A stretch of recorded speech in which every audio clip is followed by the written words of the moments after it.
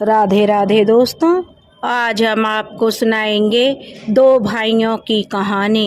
कर भला तो हो भला, कब किसकी किस्मत बदल जाए कोई नहीं जानता।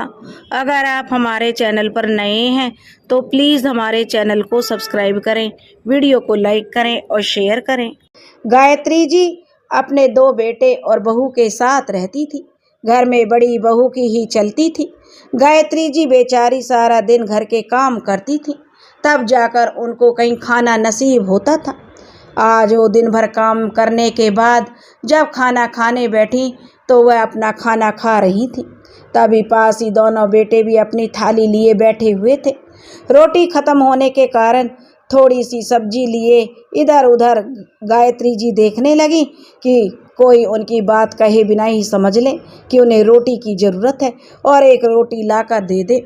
पास में बैठा छोटा बेटा अनिल उनकी बात समझ रहा था, मगर फिर भी खामोश था, क्योंकि घर में किसी की इतनी हिम्मत नहीं थी कि बड़ी बहू के होते हुए खुद से कोई खाना ले सके।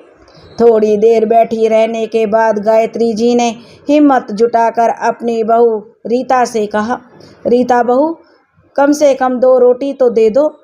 तब उसकी बहू जोर से बोली, क्या माँ जी, 2 रोटी से भी पेट नहीं भरा, जरा 1 रोटी और दे दो। इतना सुनते ही रीता बहुत तेज आवाज में बोली, बस बस माँ जी, आपकी तबीयत पहले ही खराब रहती है, 2 रोटी तो आपके लिए बहुत हैं, 2 रोटी आपके लिए कम नहीं है, जो खा लिया बस वही बहुत है। तब गायत्री जी पास बैठे अपने बड़े बेटे जो सुनील की तरफ उम्मीद भरी नज़रों से देखने लगी कि शायद वह कुछ कहेगा, मगर सुनील तो इस तरह खाने पर झुका हुआ था जैसे उसने कोई बात सुनी ही ना हो। यह देखकर गायत्री जी कुछ नहीं बोली और हाथ पोंछकर उठने लगी।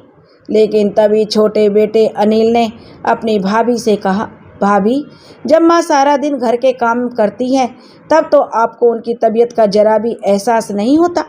आपको पता भी है अगर माँ भूखी रह जाएगी तो फिर रात भर उन्हें नींद नहीं आएगी, इसलिए आप उन्हें 1 रोटी और दे दीजिए। इतना सुनते ही रीता ने चिल्लाते हुए कहा, तुम ज़्यादा माँ के सगे मत बनो। इस घर में जो कुछ हो रहा है वह मेरी आंखों से छुपा हुआ नहीं है।